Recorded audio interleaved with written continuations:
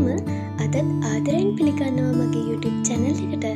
ඉතින් අද මම මගේ වීඩියෝ එකෙන් ගෙනාවේ 6 ශ්‍රේණියේ සිට 11 ශ්‍රේණිය දක්වා විෂය නිර්දේශය ඇතුළත් භූපාලි රාගයේ සර්ගම් ගීතය.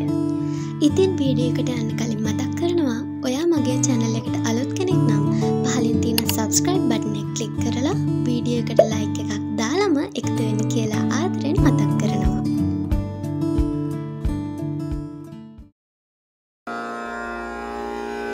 Sa